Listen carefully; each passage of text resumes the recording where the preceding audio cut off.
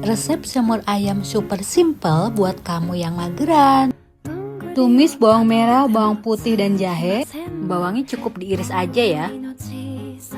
Masukkan ayam, gak usah digoreng dulu ya, kelamaan. Aduk-aduk ayam hingga berubah warna. Masukkan merica bubuk, ketumbar bubuk, garam, gula, dan penyedap. 3 sendok makan kecap manis. Aduk-aduk, lalu tambahkan air secukupnya. Tunggu hingga ayam matang dan empuk ya. Terakhir, masukkan irisan buah tomat. Semur ayam anti ribet sudah jadi.